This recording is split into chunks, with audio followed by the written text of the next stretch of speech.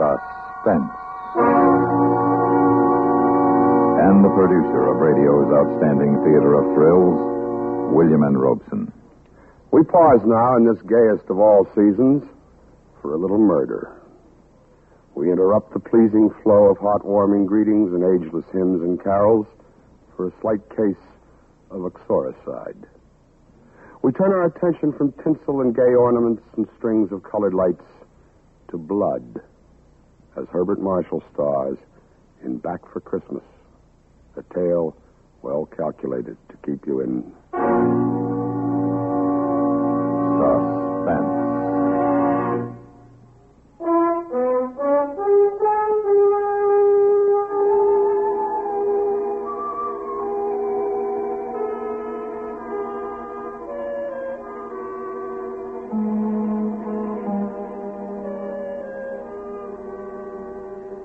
Happy, Mrs. Carpenter? Deliriously, Professor Carpenter. Well, then how about another glass of champagne? Nothing goes better with a happy bride than a glass of bubbly. Nothing? How about a happy husband? That you have. To us. To us, forever. Darling. Oh, Herbert, I'm afraid it's all a dream, and I'll wake up any minute and find myself back in that drab little bookshop in Leicester Street, searching for obscure volumes for absent-minded professors. Oh, so that's what you thought of me. Oh, not you, Herbert. You were different. I felt it the first time you came into the place. Premonition, second sight. You knew at that minute, I suppose, that I would whisk you off to America and make you my wife. Well, not exactly, but I'm awfully glad you did. Do you think you like America? I love it. I thought perhaps after this lecture tour is over, I might try to find a connection at some college or other and just stay on. What would you say to that? I say, wherever you are is where I want to be. Now, who in the world? Who is it? Bellboy, sir. Just a minute. Yes, what is it? A letter, sir, for Mrs. Carpenter. For Mrs.? Here, let me have it. Here. Thank you, sir.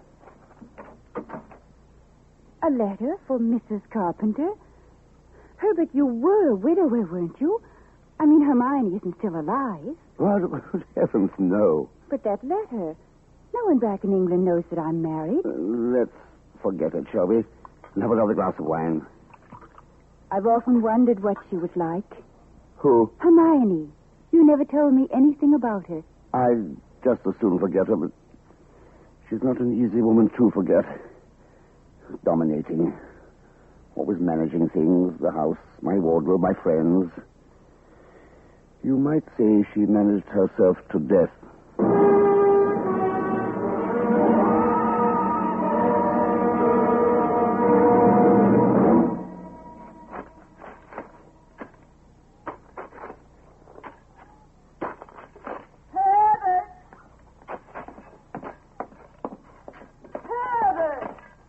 Yes, Hermione. What on earth are you doing down here in the cellar? Putting the finishing touches on this wine bin. Have you taken leave of your senses? Yes, I dare say you have. Look at you, the epitome of the absent-minded professor. Oh, I wouldn't say that. Well, I would. Whatever would become of you if I weren't here to look after you? I wonder. And, well, you might. Have you any idea what today is? Why, Tuesday, I believe. Indeed. And what is going to happen today? Well, according to your plans, we are flying to America on the 9 o'clock plane. Precisely. And the Goodenows are coming in for tea in half an hour. And here you are digging a hole in the cellar. It is not a hole, it's a wine bin. Well, it looks more like a grave to me. Yes, Hermione. Upstairs with you now and get into some clean things. Yes, Hermione. I've already dismissed the cook. You'll have to get the tea things ready while I'm taking my bath. Yes, Hermione. Oh, dear, such a bother to go to. Closing up the house and all, and then having to open it again when we get back for Christmas. Back for Christmas, back for Christmas. Must you keep saying that? Oh, why not? We are coming back for Christmas, aren't we? Well, supposing I were offered a position in an American university. Oh, nonsense. Well, they did ask me to come to lecture. That means something. Well, not very much. Americans will pay to hear any foreigner deliver a lecture once. But there's no use building dream castles, Herbert. Nobody's going to offer you a fortune in America. Of course, the extra money you will get will be very handy when we arrive back Back for Christmas. Precisely. And it's no good you're making a joke of it. Oh, but heaven knows where you'd be today if I hadn't got a sense of time. Yes, Hermione. Now get a move on. And be sure to straighten up the sitting room and get the tea things out. The second best, the good nose will understand. Yes, Hermione. Now, I'm going up to have my bath now. Call me when they arrive. Yes, Hermione.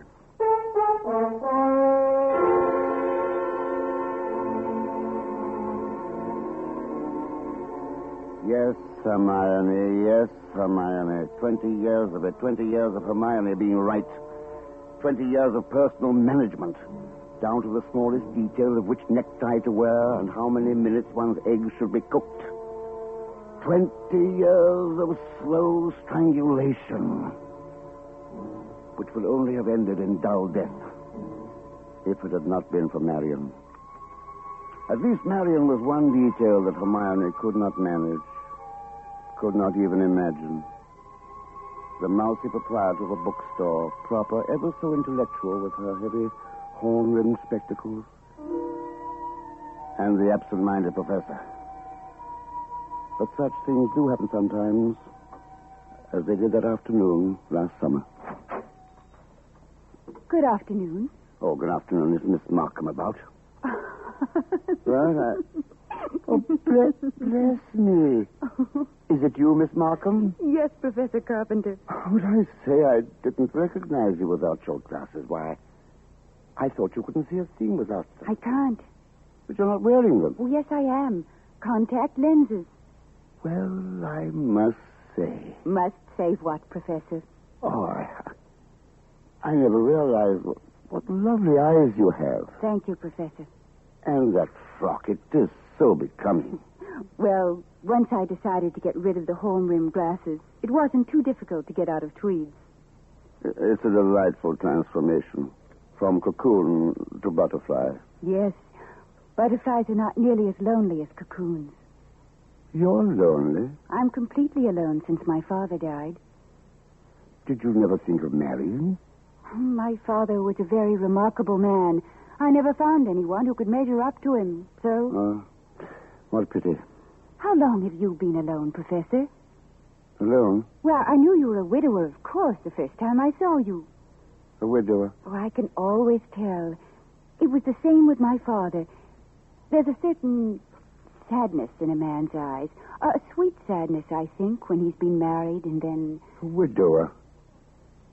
I never thought of it quite that way. Oh, I have your books. Books? Yes, the ones you ordered last week. That's what you came by for, wasn't it? Yes, I suppose it is. I'd quite forgotten. The Phytotomy of Phalloid Gammophytites and Coniferous Shrubs of North America. Those are the ones you ordered, aren't they? Yes. Thank you. You're very kind, Miss Markham. Why kind, Professor Carpenter? Oh, not many young ladies in bookshops who go out of their way to look up rare books for an old professor of botany. Why, you're not old, Professor Carpenter. Really, you look... Besides, I adore botany. It's my particular hobby. Oh, really? You never told me that before, Miss Markham. I was afraid to. You always intimidated me. You seemed so preoccupied. Yes, I suppose I did. Well, you might be interested in some specimens of alpine polyanthus that were just sent to me by a friend in Switzerland. Switzerland? Oh, I used to go there always for my holidays before the war. You like Switzerland? Oh, every part of it. The lakes, the mountains, the beautiful spring flowers, especially the flowers. It seems that we have quite a lot in common, Miss Markham. I'm sorry we haven't talked before. I am, too. But perhaps we can make up for it in the future. Indeed we shall.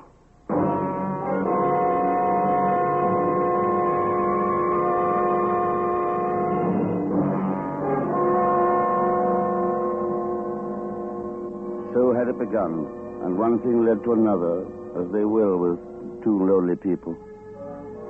The invitation to lecture in America made a happy ending possible. While Hermione proceeded with her plans for the trip, I made my own plans, quite different plans. Now they were all but complete. Everything was proceeding according to my schedule. Even Hermione, drawing her bath upstairs, gave me the opportunity to phone Marion. Hello, dear. Darling, Are you all packed? almost. Not much time left. I know. Excited? Breathless. Heathrow Aerodrome, 8:30. I'll be there. I love you, Marion. And I, you, Herbert. Herbert? I'm sorry I've got to ring off now, darling. I'll see you at the aerodrome. Tonight and forever, darling. Goodbye for a little. Goodbye. Herbert! Were you talking on the phone just now? Yes, Hermione. Whoever was it? Freddie Sinclair. Didn't I hear you say something about seeing somebody at the aerodrome?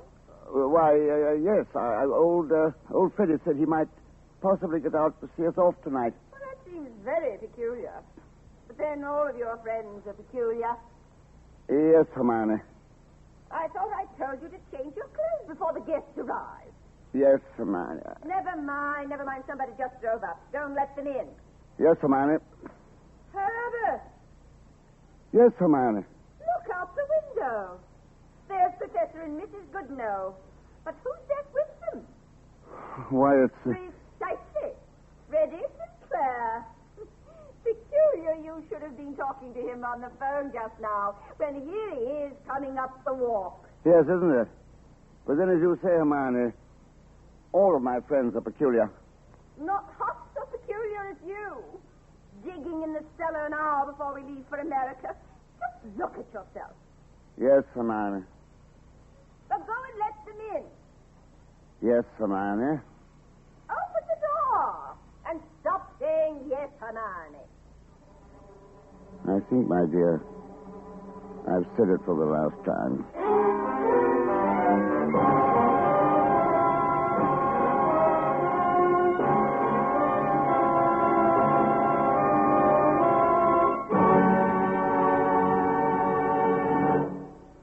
In a moment, we continue with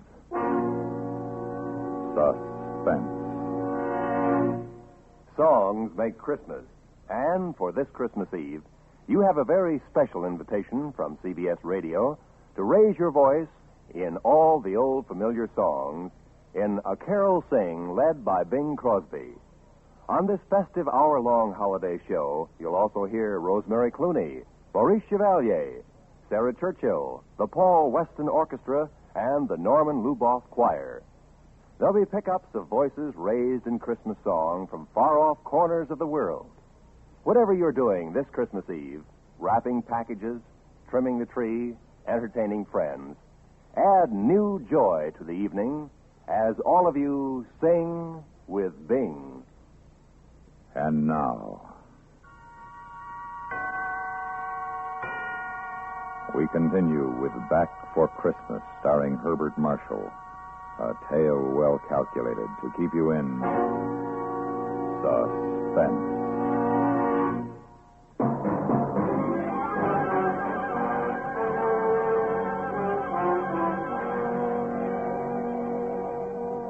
Back for Christmas.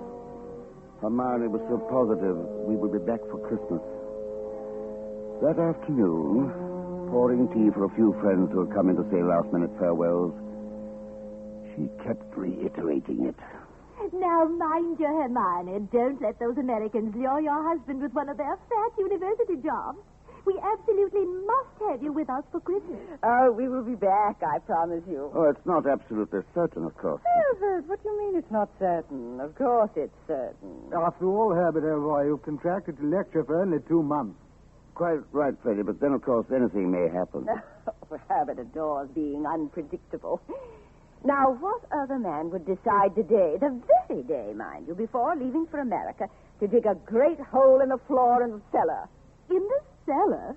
It's for a wine bin. He's been talking about putting a wine bin in the cellar for the last 2 months, but he never got around to working on it until the last few days. A wine bin?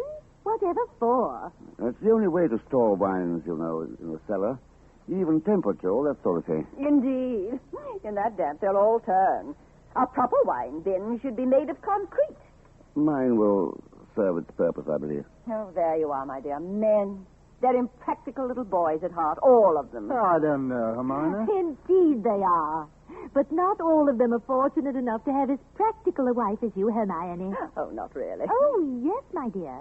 I know I could never have done what you've done. I'd just go to pieces.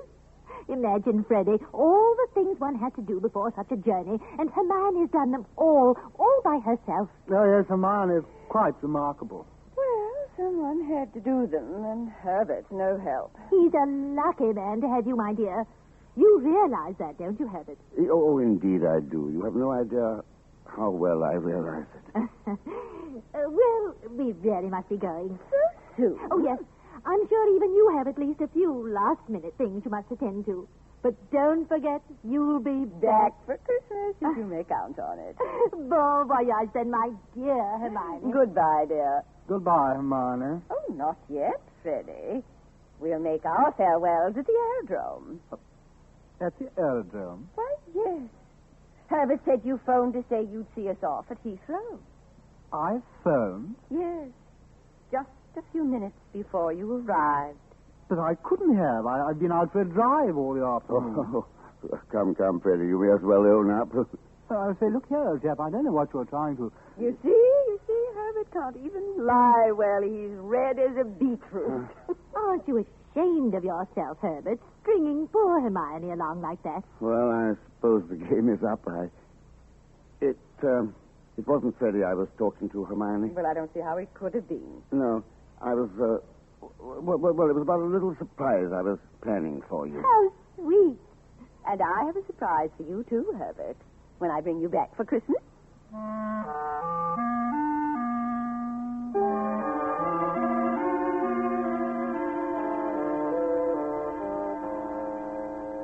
Merciful heavens, I thought they'd never leave. Oh, we still have plenty of time. Well, not if we're to leave the house in proper condition for our return. Now, Herbert, after you get that dust cloth over the davenport, you can help me with the tea things in the scullery. No. Oh, no, not that way. Herbert, you're leaving wrinkles. Well, who's to see it, my dear? Well, I can see it, and I don't like it that way. Yes, sir. Very well. How's this? Well, a little better. Now, let's get at the tea things. There's a dear. Oh, Herbert, Yes? what was all this nonsense about a surprise for me? Oh, well, if I told you, then it wouldn't be a surprise, would it? Oh, come now, Herbert. We're too old to play children's games. What is it? Well, if you'll come down to the cellar, I'll give it to you. In the cellar? Why in the cellar? Because that's where it is. Oh, really, Herbert, you don't make any sense. Now, help me with the tea things. But you will come down to the cellar. Well, later, Herbert, if there's time.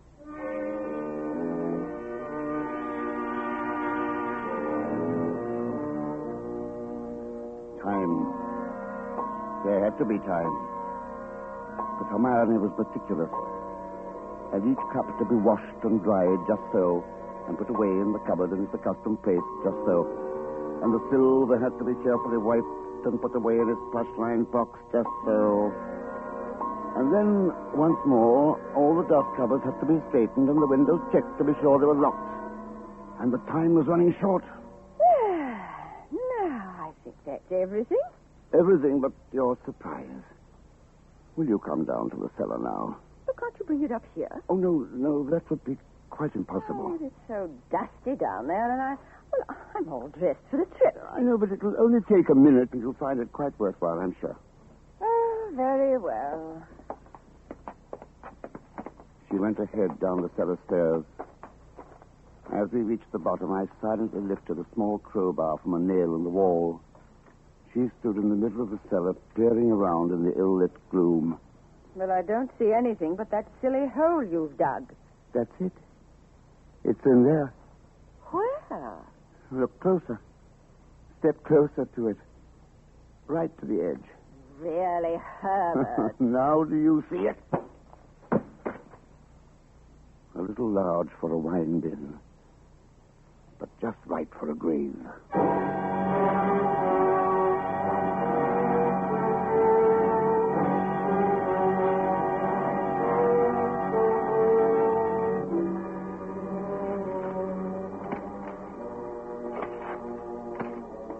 Back for Christmas? No, Hermione.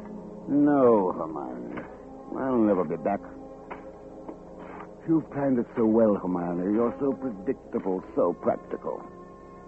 Even to typing your letters and signing them with a neat cryptic H, I have learned to copy.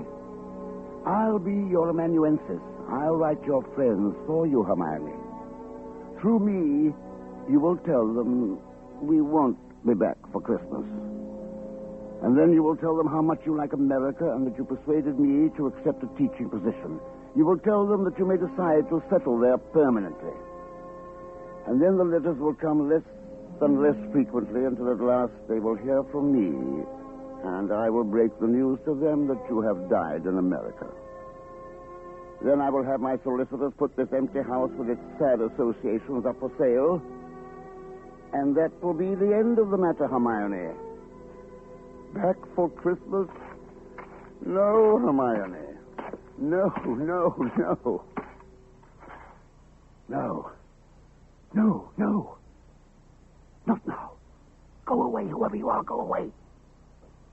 Did I leave the front door unlocked? No, no. I say, Herbert. Just keep calm, keep quiet. They won't look down here in the cellar. Keep calm. They'll go away. Where can they be? Perhaps they popped round to the dell. We must see them. Or perhaps the shop. There's something at the last minute, huh? Not a man. I say, shall I shout? Jones might not be tactful. Oh, there's no harm in the shout. No. Now, let's come in on our way back. Hermione said they wouldn't leave till 7. All right. Only I do want a last drink with old Herbert. You know he'd be hurt. All right.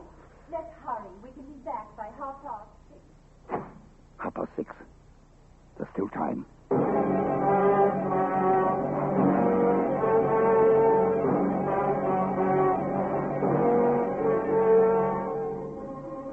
After that, it was easy.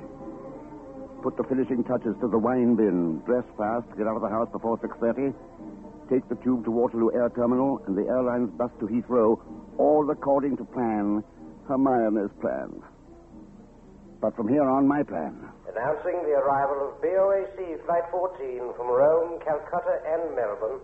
Passengers will please report to customs. Darling. At the end Oh, of the landing Herbert. way. Right on time, my dear. TWA flight Shall we check in? 509 Whatever from you Paris and say. Frankfurt. Scared? I never felt safer in my life.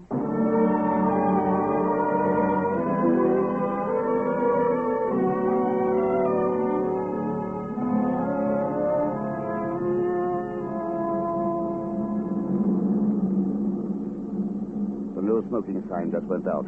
Careful of cigarette, darling. Yes, thanks. Ever been on a plane before? No, you? My first time, too. Oh, how nice. To enjoy a first experience together. I was worried. About what? Well, you having been married once, nothing would be new to you. My darling, it will be new. All of it.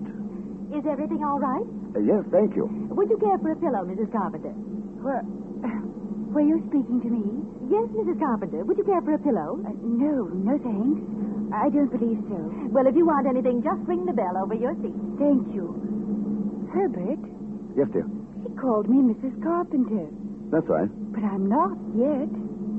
Oh, you will be tomorrow this time. But how does she know? Well, that's the way our tickets read, Mr. and Mrs. Carpenter. Why? I wanted you to get used to being Mrs. Carpenter straight off. Oh, Herbert, you're a dear. You think of everything.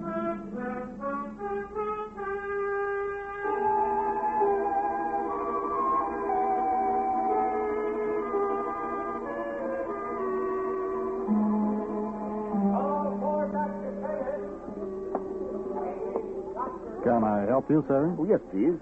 Professor and Mrs. Carpenter. We have reservations, I believe. Oh, yes. We've been expecting you, sir. Boy, take Professor and Mrs. Carpenter's luggage up to their suite. You know, frankly, Mrs. Carpenter, you're quite a surprise. Your letter reserving the rooms was so thorough, I was expecting an older, more forbidding sort of person. My letter reserving the rooms? Oh, I wrote the letter, my dear, and I signed it Mrs. Herbert Carpenter, just as a joke. Oh, what a cunning old fox you are, Herbert. Now that I think of it, I am rather.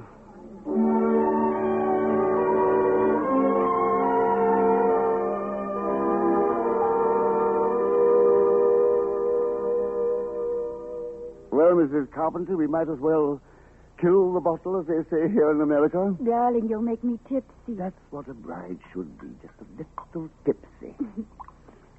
Herbert, this letter the bellboy just brought seems to be a bill of some sort from a building contractor in Kensington.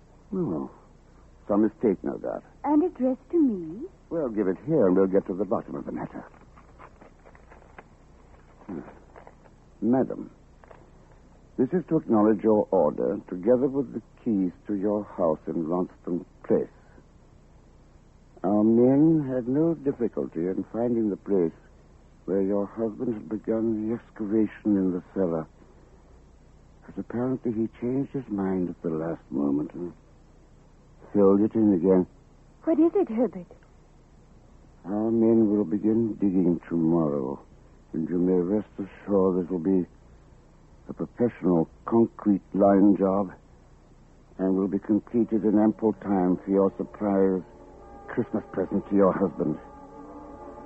We are happy to be conspirators with you in this thoughtful gesture and hope that Professor Carpenter will be pleased with our construction of his wine bin.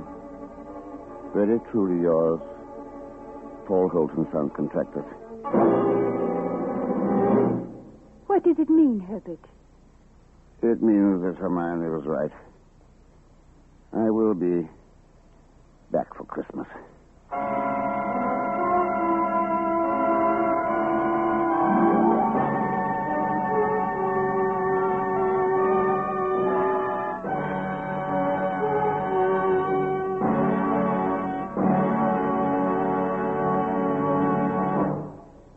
Suspense. In which Herbert Marshall starred in John Collier's story, Back for Christmas. Listen. Listen again 2 weeks from now, when we return with Russian New Year, a tale well calculated to keep you in suspense.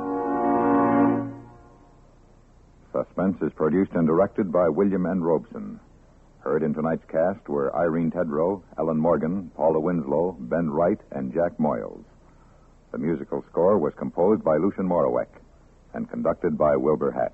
Looking for adventure, excitement, thrills, and chills, all without leaving the comforts of your own home? CBS Radio answers your need every Sunday on most of these same CBS radio stations with yours truly, Johnny Dollar. Johnny's a freelance insurance investigator, an old hand at rapping larcenists and lovely ladies, and the author of the most imaginative expense accounts in history. His tales are guaranteed to keep you between chills and chuckles. And you'll find yours truly, Johnny Dollar, right on the job when he tackles his next baffling case a little later on in the day. Ladies and gentlemen, don't let death take your holiday. The traffic death toll over these Christmas holidays will be more than twice the average for any other week of the year. Don't allow the holiday spirit, the rush and activity to make you careless. Stay alert. Drive especially carefully. Remember, the best Christmas present is your presence. Stay tuned now for 5 minutes of CBS News, to be followed over most of these same CBS radio stations by indictment.